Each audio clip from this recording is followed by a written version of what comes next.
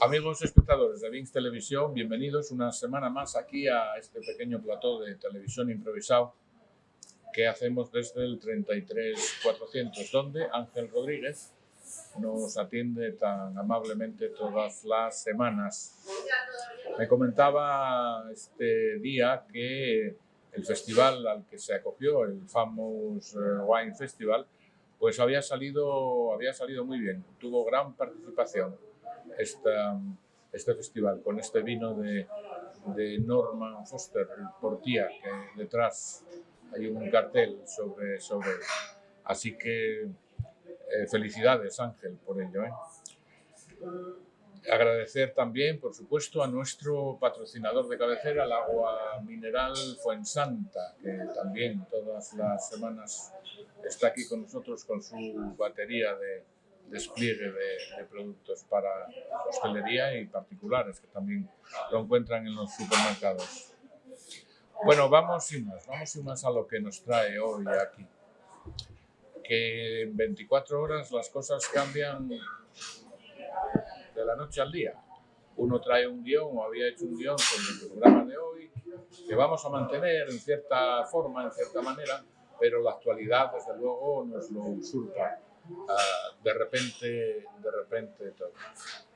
Hoy tengo conmigo pues a dos personas que bien conocen ustedes porque no es la primera vez que están con nosotros aquí en este programa. Mi buen amigo y abogado Félix Lobato. Buenos días, Félix. ¿Qué tal, Juan? Buenos días. Encantado de estar aquí. Muy bien, muchas gracias a ti también por estar. Y otro amigo periodista de la Nueva España, Paco Jiménez, al que por supuesto damos también la bienvenida. Buenos días, Paco. Es un placer estar aquí. Buenos días a toda la audiencia. Vamos a empezar y quiero empezar con la... Vamos a ver si hacemos de esto hoy, pues eso, un diálogo entre los tres. Yo seré quien menos intervenga, que no es mi misión en este programa, intervenir mucho, pero alguna vez me picaré y tendré que decir algo, porque me puede la sangre al final.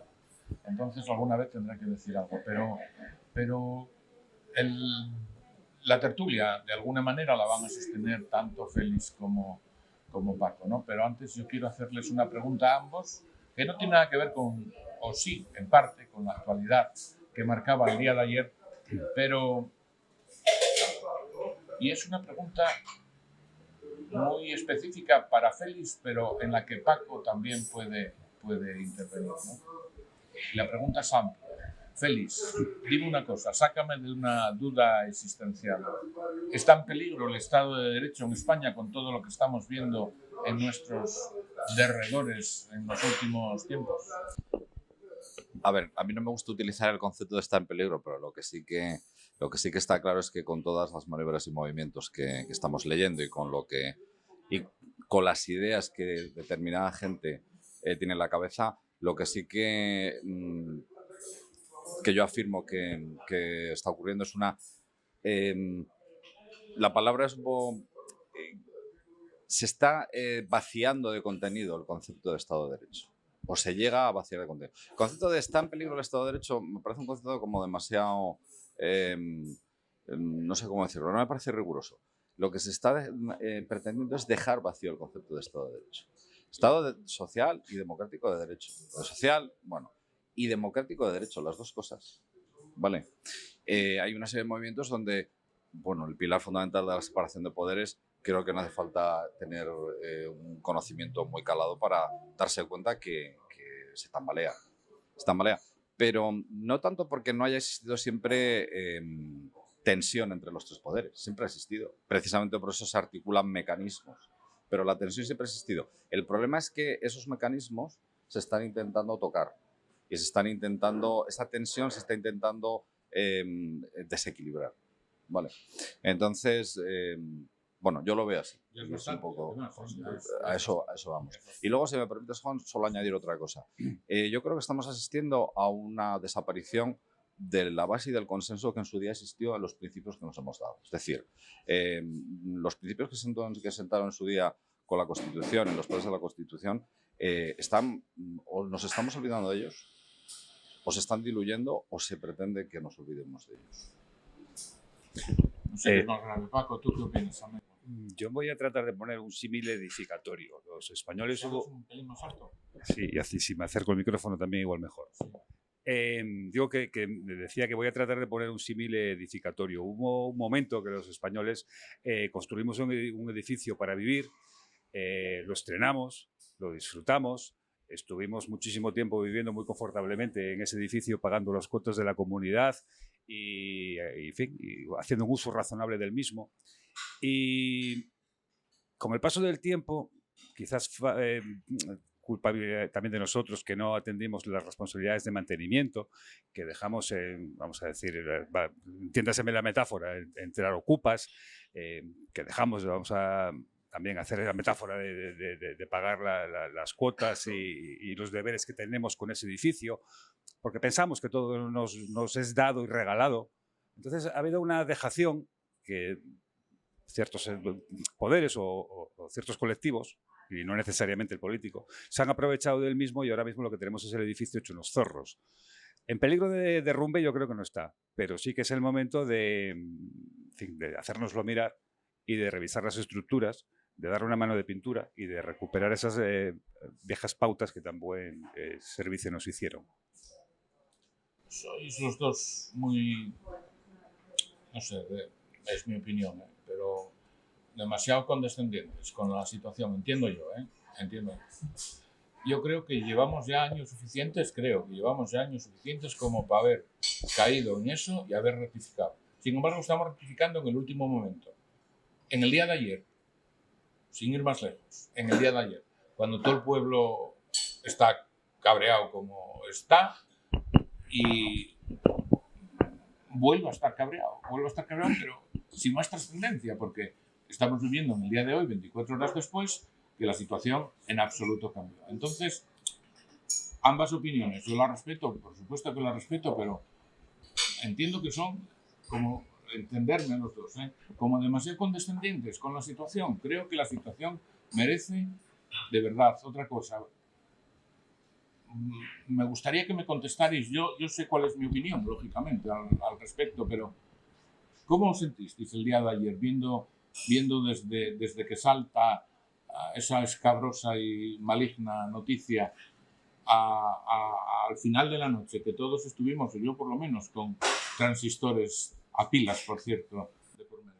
Yo anticipándome a Félix, te voy a decir cómo me sentí, ya que lo preguntas, luego lo explicaré porque esto va a merecer una explicación, y me sentí asqueado e indignado. Pero quiero añadir el contexto de lo que estamos hablando es el conocimiento a través de un informe de la UCO de las trafullas que se traía entre manos Santos Cerdán, secretario de Organización del PSOE, y otros políticos próximos al gobierno o del propio gobierno, la posterior dimisión de este señor, de Santos Cerdán, y la comparecencia del presidente del gobierno pidiendo perdón.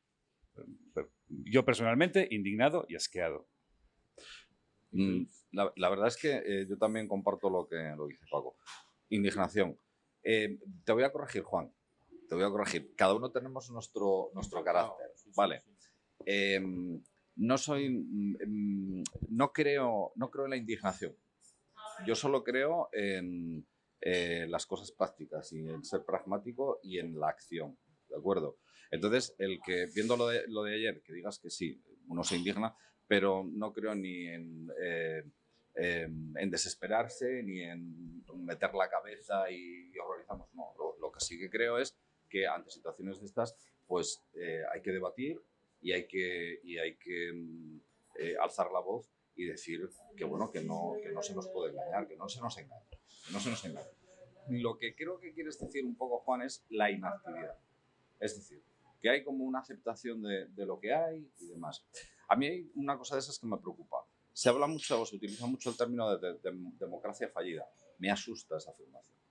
No puede ser nunca. Es decir, todo este desastre que ha ocasionado, además, personas que sabemos quién lo ha hecho, no pueden justificar el que ya alegremente se diga que un sistema político no funciona, que un sistema como es el concepto de democracia no funciona. Yo frente a eso sí me revelo y sí me asusto. Es decir, que por los movimientos de estos individuos se puedan plantear soluciones y que se pueda decir que el sistema democrático es un sistema que ya no da soluciones y que hay que superar, etcétera, etcétera, nos lleva a determinados conceptos pues, de mediados del siglo XX, de principios del siglo XX, que han tenido sus consecuencias. Entonces, yo lo que creo, y siempre he creído que hay que trabajar desde dentro del sistema. Lo que hay que hacer es depurar el sistema, eso sí. Indignación toda la del mundo, por supuesto. ¿Y por dónde empezamos? ¿Dónde empezamos? ¿Por dónde? ¿Y cuándo en nuestras manos está a depurar? Está en las manos del ciudadano. Tú ten en cuenta, mira, hay una frase que Pérez Reverte repite reiteradamente, dice, los políticos son la imagen del ciudadano. Lamentablemente es que a mí eso sí me asusta.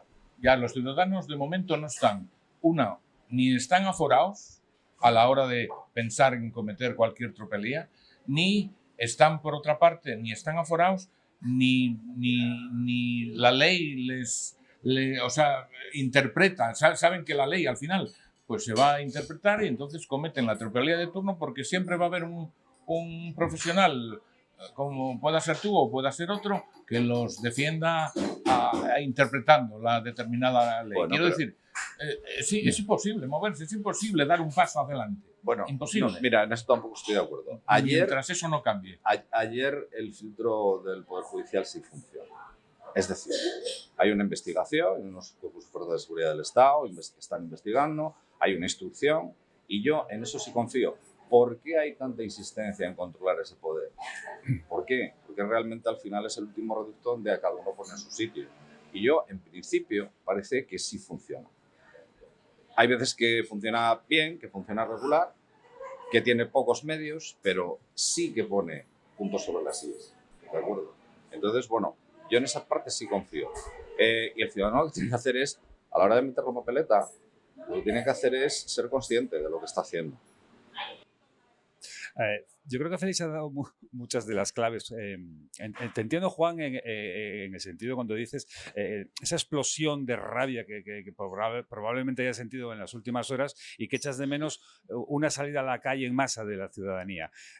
Afortunadamente España es un país donde creo que los ciudadanos somos pacientes, comprensivos, tolerantes y ciertamente buenos demócratas. La toma de la calle no es una solución, hay que utilizar las vías que ofrece el Estado de Derecho.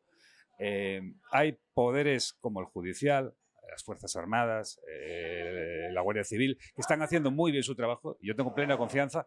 Obviamente no me gustan los plazos ni los tiempos y hay un tiempo en el horizonte, que son todavía 2 años hasta las próximas elecciones, que también es el momento en que los ciudadanos podremos expresarnos con total libertad sobre lo que está ocurriendo y nuestro parecer al respecto.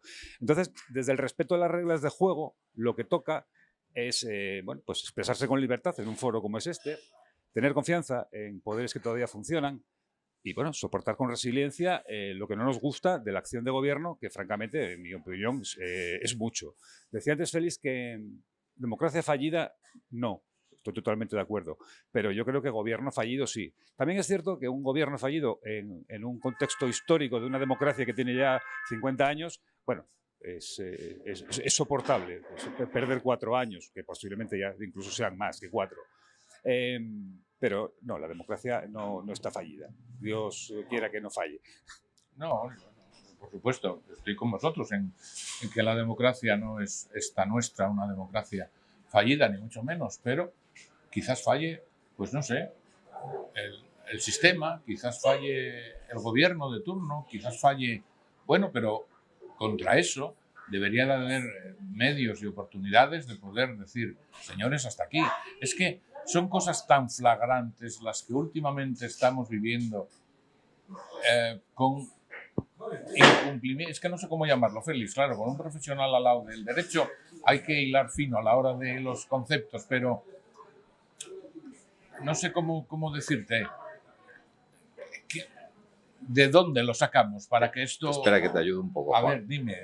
Sí. Es puro relativismo todo se relativiza, ¿de acuerdo? Derechos fundamentales se relativizan pues por intereses políticos, por ejemplo, las definiciones básicas de determinados derechos fundamentales. Tú antes hablabas de la libertad, por ejemplo, hablábamos fuera de micro, ¿no? Se relativiza todo. Eso no existía en el momento en el que se aprobó la Constitución y con el espíritu de la Constitución y todos los años posteriores. Existía un consenso de la ciudadanía porque, ¿qué ocurría? Existía una legitimación de lo que reflejaba la Constitución estaba legitimada en el sentir del ciudadano. ¿Qué ocurre? Que todo eso se olvidó. Todo eso se ha olvidado. Todo ese pozo y toda esa base de valores está olvidada y relativizada. Y no se respetan. Hay cosas que son innegociables y no se respetan. ¿Por qué? Era lo que decía Paco. Si quitas una piedra, el edificio se nos cae. Y eso, claro, vas quitando de aquí, vas quitando de allí, vas quitando del otro sitio y nos vamos cargando el edificio. En algún momento habrá que tomar una determinación, Félix. Si no, vamos a seguir siempre en el mismo plano, de la misma manera, haciendo las cosas de la misma manera y preveyendo lo que va a pasar. Esto era previsible. Lo que pasó ayer era previsible, que iba a salir el presidente del gobierno a la palestra y que iba a volver... Que no iba a dimitir. Pero que no iba a dimitir. Que no iba a dimitir. Eso ya lo sabemos. O sea, no, eso lo tenemos claro. Que no iba a dimitir, que no iba a cambiar absolutamente nada, que nos iba a engañar con esa cara de bondad que el hombre sacó ante las cámaras de televisión y que nos ha vuelto a engañar. Y él se va para casa creyendo que nos ha vuelto a engañar. Y eso es lo que no puede ser. Contra eso es contra lo que yo me rebelo. No puede ser. Y olvidando el partido al que pertenece, por un momento, olvido al PSOE, olvido al PP, olvido... Tiene que de una vez por todas en este país cambiar las cosas de tal manera que uno, Paco lo sabe y tú también, porque no es la primera vez que en la columna que tenemos juntos en la Nueva España yo te llamo y te digo, Félix, voy a decir esto y tal y cual, no, es cierto. Sí, es cierto. Sí, claro, sí. Lo que no me quiero meter es en un jardín que, bueno, Juan, pues mira, esto así, es alto, me da... Y a Paco yo creo que también se lo tengo comentado. ¿Por qué? ¿Por qué tengo que sentir yo miedo a la hora de expresarme en un periódico, en este caso? Precisamente era... ¿Por qué tengo que sentir yo miedo? Juan, por ofrecerte a ti, que pareces inquietado por la cuestión, y a los espectadores, herramientas prácticas de qué hacer en estos momentos para canalizar el malestar, quien lo tenga. Ojo, que hay personas también que están muy contentas con el actual gobierno y es respetable. Claro, ¿sí? claro. Por tanto, ven, quiero dirigirme a la persona que necesite tener unas inquietudes de hay que hacer algo. Muy bien. Hay ocasionalmente partidos políticos, fundamentalmente el Partido Popular, que pasó el pasado domingo, ¿no? Que organizan manifestaciones donde pues, puedes ir a expresar tu malestar o a hacerte ver en contra de lo que está ocurriendo. Porque cuando la ciudadanía está caliente, obviamente esto es como una olla express y hace falta también tener vías de descompresión. Bien, yo animo también a la ciudadanía a que se informe, a no estar metidos en la cueva, apagar la tele cuando llega el momento del telediario. No, tener un papel activo en el conocimiento y en el entendimiento de lo que está pasando a través de medios de comunicación fiables, que esa es otra cuestión muy importante. Las redes sociales son peligrosísimas. El meme, bien. Entonces, no se puede tener opinión ni criterio sin estar informado a través de programas o medios de comunicación de seriedad probada. Hagas análisis, no tengamos pereza mental. Pensemos, reflexionemos y lleguemos a conclusiones libres. Y luego, en base a esa libertad, actuemos. Y hay un colectivo de personas a las que habría que hacer un especial llamamiento, que son los militantes socialistas. Vamos a ver, el problema está focalizado fundamentalmente ahora en el Partido Socialista. El silencio, el entreguismo, el miedo, la cobardía, no es una opción. O sea, el Partido Socialista, partido histórico en este país, partido constituyente de nuestra democracia y gran valedor de una opción ideológica perfectamente respetable, o sea, no puede estar secuestrado y en vías de extinción. Necesita que esa militancia se mueva, obviamente, pero si además está consagrado en sus estatutos, es un partido democrático, ¿cómo no se va a poder hablar ahí dentro y pedir cuentas? Entonces, yo tengo confianza también en que algo ocurra al respecto. Todavía ayer fue noticia que, bueno, se está tratando de promocionar a Madina como alternativa, como el apoyo de Felipe González. Parece estar habiendo movimientos, a ver si de esta vez van, ¿no? Más allá de Paje y los habituales críticos a la acción de Pedro Sánchez. Es decir, yo confío y creo que sí hay vías digamos, de actuación, de movimiento, de ir entreteniendo, ¿no? Si se quiere decir así, y calmando el malestar hasta que llegue el momento de expresarlo en las urnas, que es lo democrático. A ver, Paco, estoy totalmente de acuerdo contigo. Era un comentario que iba a hacer porque yo hace ya años que, bueno, sobre todo desde ese cambio dentro del PSOE con Pedro Sánchez, es una persona que me gusta mucho leerle. Madina, a mí es un perfil de persona que me gusta mucho. No porque, a lo mejor, no porque esté de acuerdo con él políticamente ni nada, pero me parece una persona muy razonable. Es una persona, además, que a mí me merece mucho respeto porque es una persona que vivió vivió directamente todo el terrorismo de ETA. Es una persona que puede contar mucho de todo eso y tiene secuelas físicas del terrorismo de ETA y nos puede contar muchísimas cosas. Y estoy de acuerdo con Paco. La verdad es que el resto de ciudadanos estamos muy en manos del militante socialista y de esa persona que ha sido toda la vida socialista. Creo que el partido necesita un terremoto, pero tremendo. Un meneo importante. Pero tremendo. Y hay voces ahí que no salen adelante. Daros cuenta que en este país la militancia de los partidos políticos, sabéis que es mínima, es muy baja. ¿Qué ocurre? Que luego sí hay votantes. Hay una cosa que a mí me deja bastante sorprendido y que el PSOE no acaba de entender, y es que no se asuste cómo tiene un número de votantes tan reducido. Es decir, tiene gente que tiene ideología, pero no vota. Y de hecho por eso ha tenido esos resultados en las últimas elecciones. Entonces, la verdad es que sí estamos un poquito en manos de que dentro del PSOE se revuelva. Ayer o anteayer Susana Díaz salía en televisión y comentaba un poco la desesperación que ella en su momento había sentido con el funcionamiento interno del partido y cuando Pedro Sánchez, bueno, pues empezó a mover y empezó a subir dentro del partido. También esta semana, y echaba de menos porque hacía años que no le escuchaba nada, Pilar Cernuda, que para mí es una periodista que tiene muchísimas cosas que contar, hablaba de que no nos asustásemos, que ya conocía perfectamente el perfil de Pedro Sánchez, pero hablaba que todo esto incluso había empezado, el PSOE de Pedro Sánchez ya empezó con Zapatero, y hablaba del perfil de Zapatero, y hablaba de todo esto, y bueno, podemos ver cómo se mueve Zapatero ahora dentro de la opinión pública de la actualidad. Cómo sale defendiendo determinadas cosas, cómo habla de Venezuela, por ejemplo, cómo habla de determinadas cosas.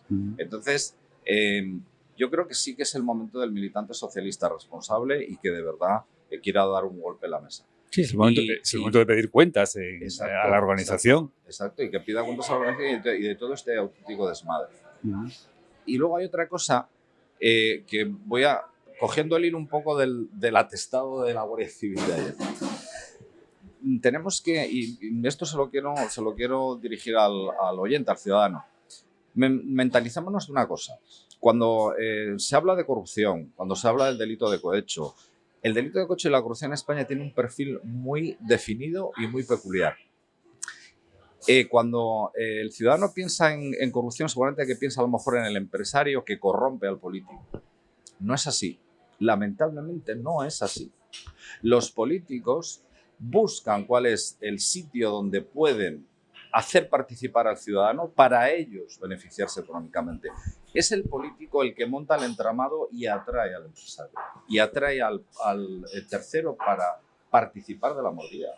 Y en algunos casos, esto que voy a decir puede sonar un poco, en algunos casos yo entiendo al empresario, porque el empresario tiene un entramado, una organización y tiene que pagar salarios, tiene que sacar adelante un negocio y entonces participa de ello, porque al final el beneficio que obtiene es el beneficio de ejercer su actividad.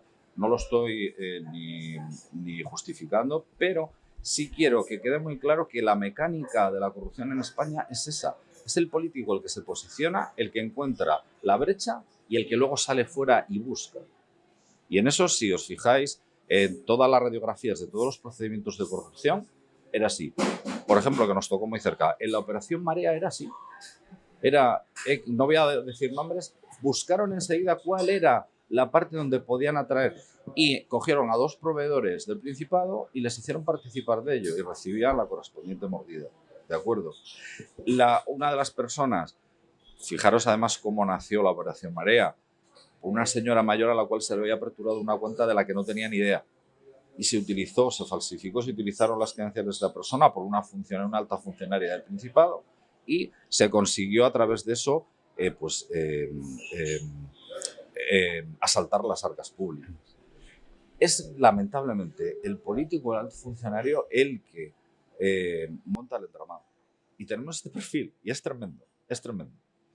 Yo de la lectura del informe de la UCO y de lecturas anteriores y de la visualización de los personajes, lo que me parece es una corrupción casposa. Total. O sea, cutre, Es horrible. a más no poder. Es horrible. Hasta incluso las cantidades de las que estamos hablando para los contratos que se manejan son casi irrisorias. O sea, hay gente, ahora sí decir, que se conforma con miseria. Calderilla.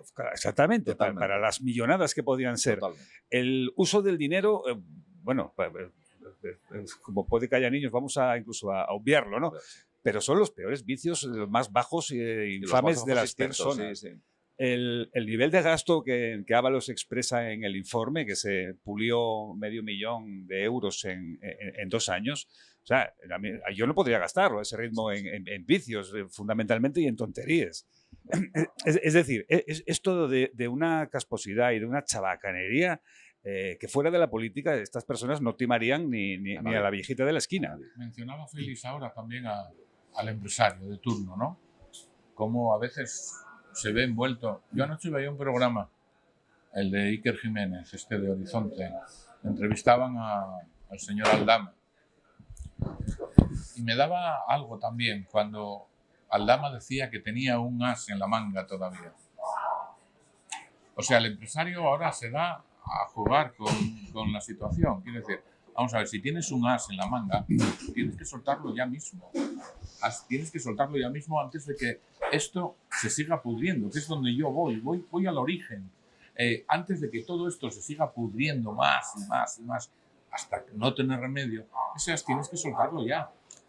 No, Juan, no te engañes. A ver, Juan, el delincuente, el delincuente no tiene ningún interés. No tiene ningún interés en que esto vaya bien. Este señor es un delincuente. Pues habrá que recortar las patitas. Y yo también te digo, flaco favor se le hace a la decencia el dar pábulo a este tipo de personajes.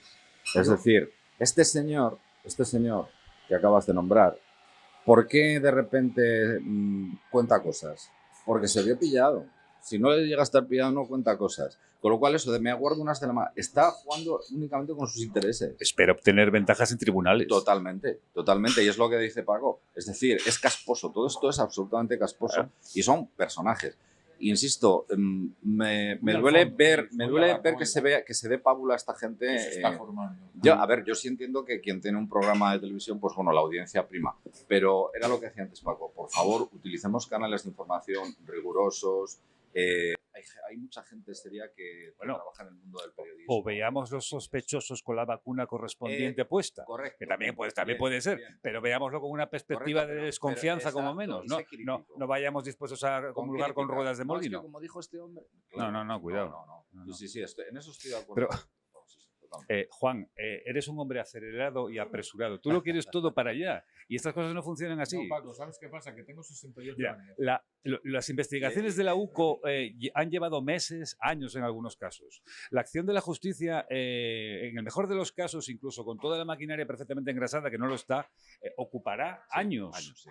Date cuenta que una de las cosas que dijeron algunos políticos ayer, por ejemplo, me viene a la cabeza es Rufián, entre otros, para pronunciarse sobre la escandalera de que acosa al gobierno, es que ya se pronunciarán cuando haya sentencias. No, para el día del juicio final. Y se quedarán más anchos que panchos. Claro, esa es una salida muy fácil. Obviamente, yo estoy hablando, y supongo todos en esta mesa estamos hablando desde la presunción de inocencia. Pero también me permite unas libertades por un hecho. El informe, de momento, no es una prueba, es una prueba acusatoria, indiciaria. Obviamente no es una sentencia en firme que condene a Santos Cerdán, pero fue el propio presidente del gobierno el que se subió al atril y en base al informe lo ha fulminado. Es decir, le ha dado una credibilidad y una naturaleza al informe que permite hablar pues, con la presunción de que hay cosas muy graves. Lo dijo también el presidente, que era muy grave lo ocurrido. Pero que hay que respetar los tiempos, Juan. Los policiales, los judiciales, los políticos, Paco, los democráticos. 68 años. Quiero dejarle a mis nietos un mundo mejor. Y lo que estoy haciendo es induciendo a un mundo peor, porque me estoy conformando con lo que tengo delante de los ojos. Y no puede ser. Quiero cambios ya, porque repito, mi edad ya no me va a permitir ver según qué cosas en los tribunales. Este señor lo podrá atestiguar. El tiempo que pasa con cualquiera de estos casos que se resolverán en 15 años. Bueno, confiemos en qué nombre. Ya, pero es que es así. Con 15 años bueno, más yo escucha, ya no puedo con el bastón. Y si un día hay un pronunciamiento, esperemos que luego lo venga un perdón, como en el caso de los seres andaluces y otros. Claro, esa es otra. Esa es la segunda parte. O amnistías o este tipo de cosas ahora están en boga. Con todo ello no puedo negar mi vehemencia a la hora de... Oye, Juan, yo antes decía que quería explicar por qué estoy asqueado con lo acontecido el día infausto este. ¿Puedo expresarlo? Estoy asqueado porque como periodista vi la comparecencia del presidente del gobierno y me llamaron la atención una serie de cosas porque él salió allí en cámara, todos le vimos, ¿no? Muy compungido, muy apenado, yo creo que muy teatral, porque hay que reconocer una cosa, o sea, el presidente tiene un cuajo y una expresividad comunicativa que le daría merecedores de un Oscar y de 4 Goyas. Bien, pero yo rascando y analizando, hubo cosas que me provocaron casi vómitos. Coño. Mira, una es, por ejemplo, que habló en varias ocasiones de regeneración democrática. Tal día como el que tenía que estar dando cuentas de lo ocurrido con Santos Cerdán, mezclar en ese discurso las palabras regeneración democrática, haciendo bandera de ello, o sea, me parece desvergonzado. Habló de que se sentía decepcionado. Vamos a ver, ¿y cómo nos sentimos los españoles? Porque no pensó en nuestra decepción, solo pensó y recalcó la suya, lo cual muestra un egoísmo y un narcisismo infinito. Pide perdón y lo hace, además, y lo hizo en varias ocasiones. Bueno, es lo mínimo, pero desde un punto de vista cristiano, yo eché de menos que el perdón debe llevar asociado un propósito de enmienda, que no hubo por ninguna parte, y sobre todo una penitencia que, bueno, tendremos que aplicársela a los españoles porque no se la puso. Le vi victimizarse en varios momentos. Hombre, solo faltaría, y seguramente hubo gente que le compró ese discurso de decir, no, es que me engañaron, es que, hombre, no, usted es el responsable de haber nombrado, y nada menos que van ya 2 secretarios de organización que han salido ranas, y alguno de ellos ratificado en el cargo. Bueno, se me vende usted como víctima. Haga un poco de autocrítica y exprésenos al menos unas medidas que nos den confianza. Otra cosa que me pareció hiriente es recurrir, y está muy presente en la política española, al y tú más. Vamos a ver, la etapa de lo que hizo el Partido Popular está cerrada, amortizada y sentenciada y condenada. Gracias precisamente a todo ello y a una moción de censura, está usted en el gobierno. Es que no podemos estar eternamente hablando de es que los otros en el pasado... No. Aquí toca hablar del presente y sobre todo del futuro. Ya ves cuántas cosas he visto entre líneas. En definitiva, a mí me pareció una maniobra defensiva en toda regla y un ánimo de encapsular el problema. Esto es una cuestión de un hombre que nos ha engañado a todos, que eso también es otra impresionante. Habló en plural al respecto de la responsabilidad de la presencia de Santos Cerdán en la organización del partido. No, vamos a ver, eso es un cargo que elige el secretario general, que es él. ¿Cómo que no nos? No, me. O sea, personalice usted. Y esas son las observaciones que me llevaron a acabar los 10 minutos que duró aproximadamente el speech, pues asqueado. Abundando en eso que comentas, ¿me dejas hacerle Por una supuesto. pregunta técnica a Félix? Por supuesto. Un poco desde el desconocimiento, a lo mejor no es una pregunta pertinente, pero ya sabes que yo soy así de espontáneo. Vamos a ver, hablaba ayer el presidente también de una auditoría externa, pero que sin embargo el Tribunal de Cuentas tenía puntual nota de sus cuentas. ¿Qué sentido tiene? ¿No es una contradicción eso? A lo mejor son canales distintos. Son diferentes. Son diferentes. Sí, son diferentes. Porque no tiene nada que ver presentar las cuentas al Tribunal de Cuentas, como él dice que las tiene, a una auditoría externa que son números también. Exacto. Y además al final se audita con lo que das. Ya. Me expliqué, ¿no? La auditoría, es que lo tenía apuntado, es otra cosa también que me resulta muy llamativo. La auditoría que él anuncia es una verdadera memez. Vamos a ver. Nadie que está corrompido, caso de que hubiera una hipotética financiación ilegal del partido, lo apunta en los libros contables. O sea, no vas a ser tan tonto, o un empresario, por entenderlo mejor, que apunte los chanchullos que tienen B. Eso no se lleva a contabilidad. Claro que la contabilidad del PSOE está limpia. De hecho, lo ha dicho el Tribunal General de Cuentas. Entonces, encargar una auditoría externa que normalmente dan el resultado que quiere el que la encarga, pues es una memez, con todos los respetos. Lo que habría que encargar, eso sí, es una auditoría de las obras públicas sospechosas, que eso es diferente. O sea, ha habido una serie de, están en el informe de la UCO, de obras donde se sospecha que hubo mordidas. Audítese ese proceso, eso sí. Eso sí es fácil de auditar. Dos cosas, Paco, estoy de acuerdo ahí con todas las observaciones que haces, pero es que es alucinante cómo dice que le han engañado. Yo soy mucho de trasladar la responsabilidad pública al ámbito privado. Es decir, Juan, tú imagínate que eres el CEO de una empresa y tú vas a la empresa y dices, voy a nombrar a este señor para que sea director financiero, porque yo le conozco, es un crack, etcétera, etcétera. Y este director financiero se lleva 5 millones de euros, por ejemplo, de la empresa. Yo soy el dueño de la empresa y te pongo en la calle. Por culpa ineligendo, por culpa invigilando, y además digo, Juan, eres un auténtico incompetente. Es decir, se retrata el mismo, pero si no hay más que hacer ese traslado. O sea, no hay más que hacer ese traslado. Eso es una auténtica barbaridad.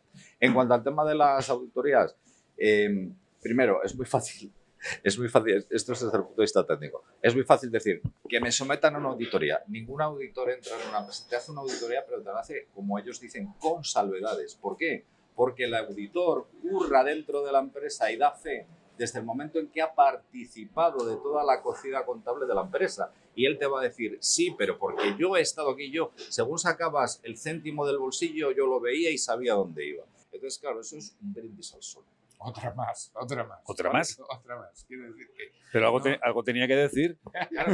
Y con esas, el problema que tienes es que con esas cosas, terrible, pues a mucho militante de base le dice, claro, pobre hombre, es que le engañaron. Coño, que no estás vendiendo en una esquina pipas, que estás manejando los destinos de un país. Terrible.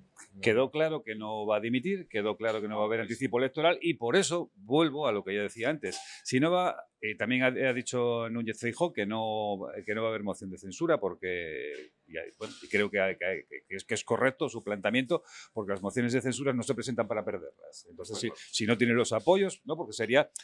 perderla sería tanto como ratificar y darle carta de naturaleza a la continuidad del gobierno. Es un movimiento político. Entonces, sin moción de censura en el horizonte, sin anticipación de elecciones porque no la quiere el presidente, los socios de gobierno también han manifestado que no van a romper porque lo están viviendo muy bien. ¿Para qué van a romper si se lo están llevando crudo? Es más, esto es una ocasión para sacar más todavía al gobierno. O sea, para vender más caro el apoyo. Solo queda un escenario que a mí se me ocurra, que es el interno dentro del Partido Socialista, donde, entre otras cosas, el informe también dice que le estangaron las primarias, que hubo chanchullos. Entonces, vamos a ver, un militante de buena fe o cualquier participante en una organización que descubres que hicieron trampas, hombre, yo me enfadaría y pediría cuentas y tomaría medidas. Yo, no sé otros. Paco, el PSOE necesita a alguien con cierto perfil y cierto carisma que genere una corriente interna potente, sí, y que depure. Un catalizador. Y que depure. Hace falta un catalizador. Y que incluso esté dispuesta a autosacrificarse, es decir, alguien que mueva todo esto, pero que no sea... Y que no necesariamente sea... No sea necesariamente la persona que pueda ser... No, ojo, es que si aparece esa figura... ese pararrayos, sí, va a ser un trabajo tan intensivo que va a quedar fulminado. Total. Correcto. Pero haría un gran servicio al partido y a la democracia y a España. No, sí, eso también es cierto. Eso lo acabas también de decir. Yo soy, a mí me preocupa que a mí como ciudadano español, como demócrata, con un concepto bastante próximo incluso a conceptos socialdemocráticos, me preocupa que un país tenga un partido con los problemas que tiene el PSOE. Me preocuparía un país con problemas iguales que tiene el PSOE. El PP a mí me preocupó muchísimo todo el tema de en su momento corrupción o funcionamientos o malos funcionamientos de los partidos. Me preocupa. Claro. Me preocupa porque como demócrata me preocupa. ¿Por qué? Porque el sistema se tambaleó. Porque son uno de los pilares de ese edificio del que yo hablaba, pero pilares maestros. Entonces, que tiemble uno de esos pilares no es buena noticia para el edificio. Exacto, y que todo ciudadano pueda canalizar a través de los partidos políticos su forma de ver la vida, sus principios, etcétera, etcétera. Y me preocupa todo eso. Por eso me preocupó siempre la polarización, me preocupó apariciones de extrema izquierda, de extrema derecha, ¿Por qué? Porque eso basa un poco o cercena el buen funcionamiento de los... Eso es señal de que hay enfermedad y es señal de que los partidos fuertes sobre los que se sienta de verdad el sistema... Mira, voy a tirar un balón a tu campo porque hablando de estas preocupaciones de los pilares de nuestro sistema democrático, a mí también me preocupa mucho algo que ha sido noticia de las últimas horas, que es las medidas de la medida o el cambio legislativo que prepara el gobierno para abaratar la carrera judicial. Ha pasado por el Congreso, me parece, pues nada, hace horas, ¿no? Fue poco antes de saltar la escandalera. ¿Tú como profesional de la justicia qué opinas muy preocupante, del asunto? Yo fui opositor de judicatura, con lo cual conozco cómo es la oposición. Es una oposición muy, muy dura. De hecho, bueno, yo no llegué a sacarla. Todo eso que se cuenta, toda esa literatura que se le da para justificar la reforma, yo no la vi en ningún momento. Yo nunca tuve relación con... mi familia no tenía ningún tipo de vinculación ni con el ejercicio de la abogacía, en mi familia nunca hubo ningún juez, ningún fiscal, ni nada parecido. Yo no sentí eso que te hace el gobierno de no, es que genera élites, es que es un ámbito cerrado, es que no, es falso. Yo incluso hice amigos preparando oposición, hice amigos yendo a exámenes, y me relacionaba con gente muy, muy, muy normal. Y me preocupa el sistema que se articula. Yo sigo creyendo, porque soy de la antigua, sigo creyendo en la memorística. Lamentablemente, sigo creyendo en que manejar disciplinas exige esfuerzo y exige gastar codo, utilizando la inteligencia, por supuesto, no la memoria fotográfica. Y yo, cuando yo opositaba, lo hacía de esa manera. Y la gente que yo conocía lo hacía de esa manera. Y la gente que preparó cuando yo y que ahora son jueces, ejercen de esa manera. Con lo cual, vamos, que se diga que es excesivamente memorístico, no me lo trago. Para cambiármelo por un examen, por un caso práctico, no me demuestras absolutamente nada. Y luego, lo que sí que de verdad me preocupa es ese mecanismo que pretenden crear, una especie de escuela de preparación a la oposición, ¿vale? ¿Y qué filtros vas a poner? ¿Quién va a acceder a la escuela? ¿Quién va a preparar ahí? No les da vergüenza. Muy preocupante. ¿No? Es que por esa misma regla de tres, ¿por qué no toman medidas para abaratar el acceso a la carrera de pilotos aéreos? Que también es una cuestión durísima. Por ejemplo, notarías. Por ejemplo. Las oposiciones a maestro. En fin, las oposiciones en general. Es que las oposiciones ciertamente son un proceso. Yo siempre huí de ello porque no me veo capacitado. Lo supe desde un primer momento y enfoqué mi vida profesional hacia otros sitios. Obviamente, yo los opositores, los que sacan la plaza, incluso los que no, les pongo un pedestal, porque es una apuesta vital tan importante para un desarrollo profesional que me resulta nuevamente vomitivo o indignante que alguien venga a decir, bueno, aquí barra libre para todos. Bueno, y la gente que se ha sacrificado durante, en algunos casos, décadas para tener acceso a esa profesión, ahora van a regalar el título, que por otra parte, ¿qué degradación de la calidad va a suponer? Y luego, yo creo que también hay un error de base, o sea, dicho medio en serio y medio en broma, que lo que el gobierno quiere es tener jueces más afines, pensando que si entran, no sé cómo definirlos, no, personas con menos capacidades que van a ser más proclives, más maleables. Sí, a su ideología, lo cual es un insultar también al votante de izquierdas, con todos los respetos. Sí. O sea, no, la justicia es otra cosa. Y al final vas a crear un servicio público mediocre, donde el ciudadano no se le va a dar un servicio público. Sí. Así de claro. Voy a cambiar otra vez a Juan. Juan, la reforma va en contra del principio general de capacidad, igualdad y mérito que viene recogido en la Constitución, con lo cual apuntó otro incumplimiento. Y lo peor de todo es que, y tú lo vives desde dentro, Félix, yo creo que la justicia tiene bastantes problemas como para crearle otro. Totalmente. O sea, y los ciudadanos lo sufrimos a veces en tiempos de enjuiciamiento, en tiempos de, en fin, incluso a veces del estado de las sillas donde hay que sentarse. Cuando vas a un tribunal que se caen, las conexiones que fallan a todas horas, telemáticas. En fin, mal gobierno es este que nos inventa problemas en lugar de solucionar los que tenemos. A propósito, ¿vamos a la huelga en tu...? No lo sé, a ver, los jueces magistrados y fiscales ya ha habido concentraciones y demás. Yo creo que en ese punto, por parte del Consejo General de la Abogacía, van a tener todo el apoyo del mundo, y por parte de nuestra estamos totalmente de acuerdo. Cuando entramos en una sala de justicia no queremos un juez que nos sonría, o queremos un juez riguroso, trabajador, y si te tienen que echar un rapapolvo, que te lo eche, no pasa nada. pero queremos gente competente. Luego va a haber buenos jueces y va a haber malos, igual que hay buenos cirujanos y Claro. malos, igual que hay buenos albañiles y Como malos, todo. pero no es justificación para todo esto que se está pretendiendo. Y va a haber jueces de derechas y de izquierdas en su foro interno. Faltaría más. Que es lo que parece olvidársele al poder político. Totalmente, O sea, que la gente piensa y tiene una ideología, incluso a veces coincide con la suya. Por supuesto. Pero yo de ahí, tintes de que voy a coger de una forma o coger de otra y que eso va a implicar o va a contaminar un auto, una sentencia, bueno, yo creo en la honestidad de la gente, ¿eh? Y si no, existe un sistema de recursos. Efectivamente. Y se revisará, y por un tribunal colegiado, y pondrá al juez en su sitio, y le dirá, te has equivocado.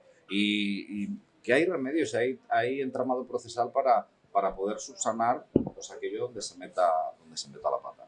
Entonces, bueno, a ver, claramente estas medidas de Bolaños, que es un fenómeno desde mi punto de vista, de forma irónica, claro, es un fenómeno.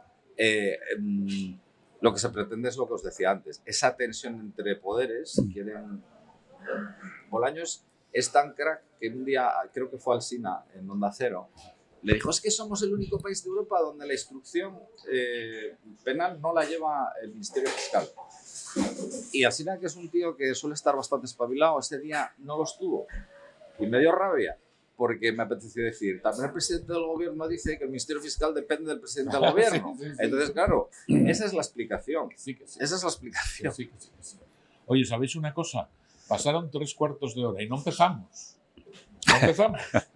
Pero pasaron 3/4 de hora. Muy entretenidos. No vamos a tener más remedio ahora que hacer una pausa.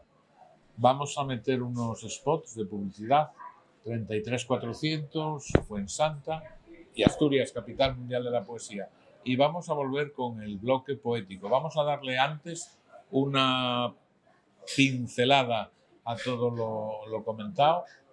Si alguno de vosotros tiene una solución, pues que la aporte, que nos la escuchen. Igual trasladamos el programa allá donde sea de menester. La aportamos, volvemos de inmediato después de los spots de la publicidad. Cerca de ti, en 33-400 de Avilés.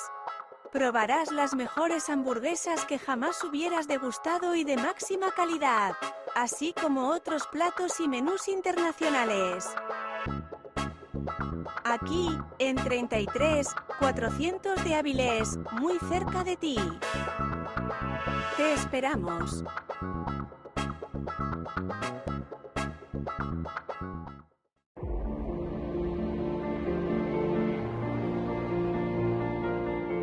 He dado vida a una tierra para convertirla en paraíso. He pintado de verde bosques, montañas y valles.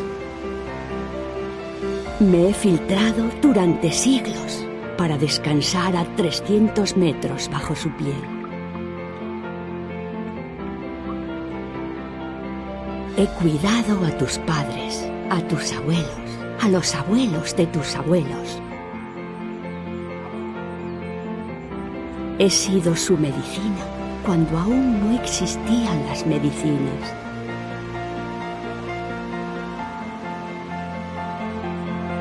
Y hoy veo la luz para seguir viviendo en ti. Soy agua de Fuensanta, el agua del paraíso desde 1846.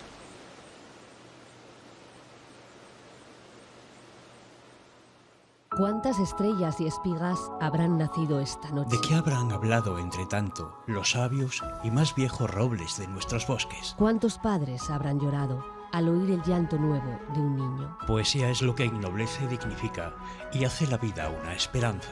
Asturias ama la poesía. 21 de marzo, Día Mundial de la Poesía. Pues hemos vuelto ya de la publi, hemos visto los 3 spots de rigor y vamos con lo que decíamos al despedirnos antes del bloque de publicitario. Vamos a darle un pequeño repaso a lo comentado, sobre todo centrados la batería de preguntas que yo traía quedó aquí porque la actualidad lo imperaba y bueno, será otro día, que seguramente tendremos más oportunidades. A propósito, hoy nos faltó un tertuliano aquí en Aldericando, que fue un término que él mismo acuñó, que es Carlos Fernández, que estuvo con nosotros en más de una ocasión. Así que seguramente lo incorporaremos a la tertulia junto con Paco y siempre que se lo permita su trabajo, poder estar aquí una mañana de un viernes, ¿no? Pero vamos a hacer eso, vamos a darle ese repaso. Centraos un poco, Paco y Félix, en el día de ayer. Vuestro es el micro y, por supuesto, la palabra. O con él la palabra, vaya. Yo seré breve y a riesgo de que los acontecimientos de las próximas horas conviertan mis palabras en una tontería, porque pasen nuevas cosas o haya nuevos descubrimientos, bueno, que se queden descontextualizadas en el tiempo.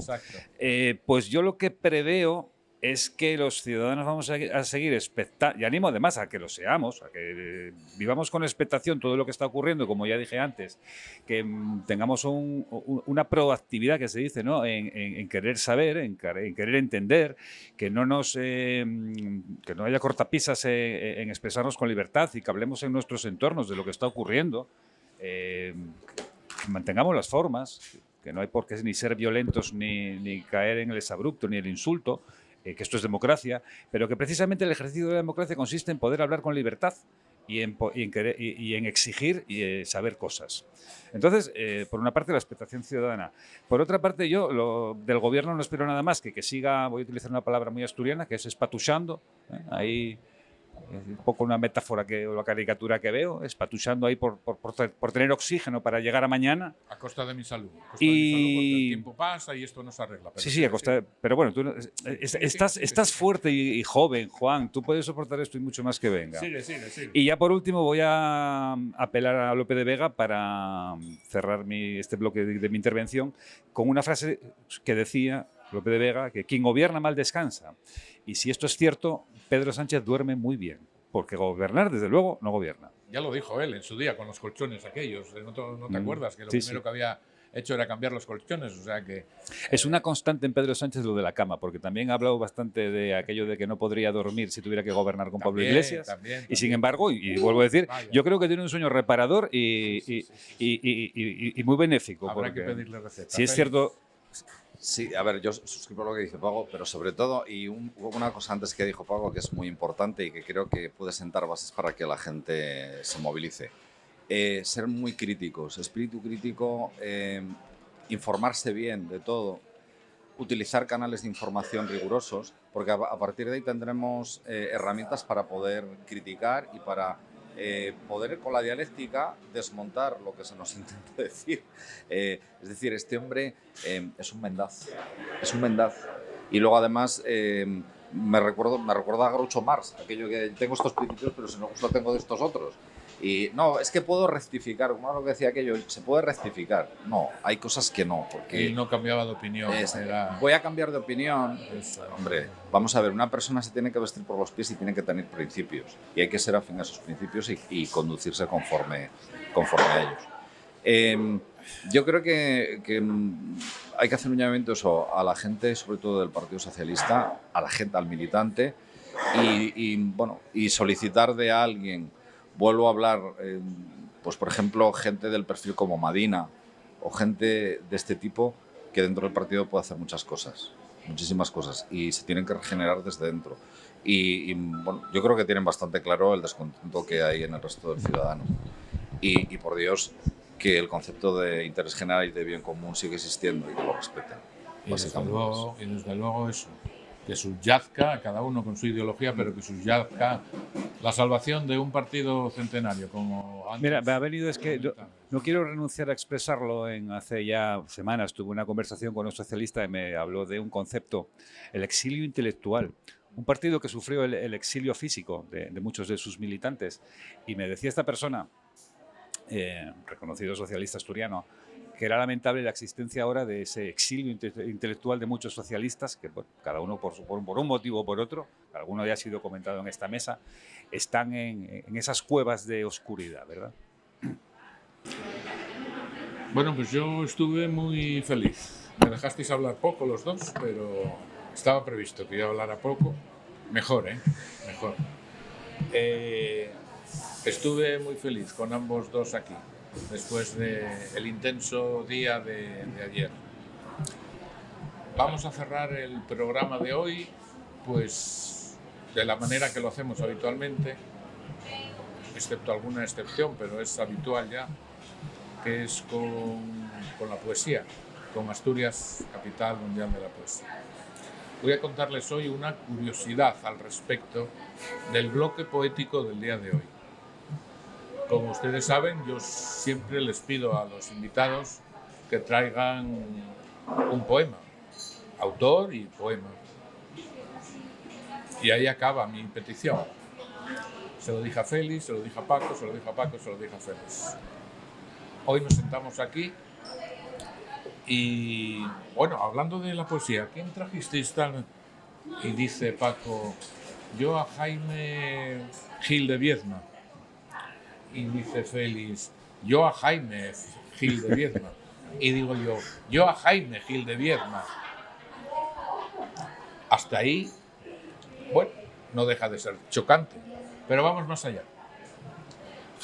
La obra de Jaime Gil de Viedma es extensa. Y le digo a Paco, ¿y cuál es tu poema? Y dice Paco, Apología y Petición. Muy a propósito para el día de hoy. Y dice Félix, caray, pero si es que yo traigo, no puede ser. De verdad que no puede ser. Menos mal que aunque de Jaime Gil de Viedma es el mío, pero no lleva ese título. Luego al final lo desvelamos. Así que después de la curiosidad del día de hoy con la poesía, que no deja de ser muy, muy, muy curioso, mira que hay poetas en el mundo. Hombres y mujeres. Españoles y no españoles. Jaime. Esto solo puede querer decir que hemos acertado de lleno. Seguro, vosotros dos seguro.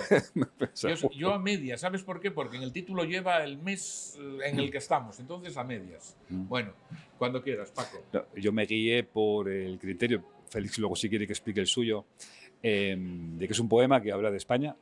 Perdón, Paco. Como es el mismo poema y es un poco largo, van a dividirlo, el mitad cada uno, ¿vale? Que digo que habla de España, que habla de los gobiernos y que además lo hace un catalán desde el amor a España. Pues nada, yo leeré la primera parte y Félix la segunda.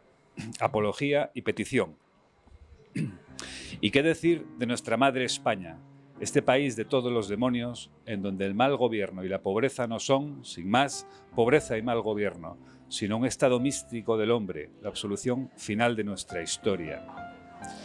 De todas las historias de la historia, la más triste, sin duda, es la de España, porque termina mal. Como si el hombre, harto ya de luchar con sus demonios, decidiese encargarles el gobierno y la administración de su pobreza. Nuestra famosa, inmemorial pobreza, cuyo origen se pierde en las historias, que dicen que no es culpa del gobierno, sino terrible maldición de España, triste precio pagado a los demonios, con hambre y con trabajo de los hombres. A menudo he pensado en esos hombres, a menudo he pensado en la pobreza de este país de todos los demonios, y a menudo he pensado en otra historia distinta y menos simple, en otra España en donde sí que importa un mal gobierno. Quiero creer que nuestro mal gobierno es un vulgar negocio de los hombres y no una metafísica que España debe y puede salir de la pobreza, que es tiempo aún para cambiar su historia antes de que se la lleven los demonios. Porque quiero creer que no hay demonios. Son hombres los que pagan al gobierno, los empresarios de la falsa historia. Son hombres quienes han vendido al hombre, los que la han convertido a la pobreza y secuestrado la salud de España. Pido que España expulse a esos demonios, que la pobreza suba hasta el gobierno, que sea el hombre el dueño de su historia. Es precioso y contundente, además, el poema de Gil de Viedma. La figura retórica del diablo, del demonio, siempre presente en su obra, o casi siempre. Incluso en este poema que a continuación yo les leeré. Y que me gustaría no perdieran de vista o no perdieran de audiencia, en este caso, el último verso del poema. lo tituló Noches del mes de junio y lo dedicó a su buen amigo Luis Cernuda en su día. Junio es el mes de los sueños para muchos poetas, es fuente de inspiración incluso. Alguna vez recuerdo ciertas noches de junio de aquel año, casi borrosas de mi adolescencia. Era en 1949. Porque en ese mes sentía siempre una inquietud, una angustia pequeña, lo mismo que el calor empezaba, nada más que la especial sonoridad del aire y una disposición vagamente afectiva. Eran las noches incurables y la calentura. Las altas horas de estudiante solo y el libro intempestivo junto al balcón abierto, de par en par. La calle recién regada desaparecía abajo entre el follaje iluminado, sin un alma que llevar a la boca. ¿Cuántas veces me acuerdo de vosotras, lejanas noches del mes de junio? ¿Cuántas veces me saltaron las lágrimas por ser más que un hombre? Cuánto quise morir o soñé con venderme al diablo, que nunca me escuchó. Termina el poema diciendo: pero también la vida nos sujeta porque, precisamente, no es como la esperábamos. Deja tanto en este último verso en lo que pensar el amigo Jaime Gil de Viedma. Podemos pensar en tantas cosas y darle tantas vueltas al verso. Paco, lo dicho, gracias amigo por estar aquí. Ha sido un placer. Gracias por estar aquí. Espero que haya más ocasiones. Espero que sí, que sea así, que no volvamos a elegir al mismo poeta a la hora de elegir. Y muchas gracias a ti, Félix. Un placer, Juan. Que sabes que siempre... Seguiremos cabreándote. A disposición, estoy, ¿eh? A disposición. Lo que he de rebajar es mi grado de demencia, solamente, porque luego Bueno, cada uno es como es. Muchas gracias, amigos. Muchas gracias por habernos escuchado y ya sin más nos vemos la semana que viene.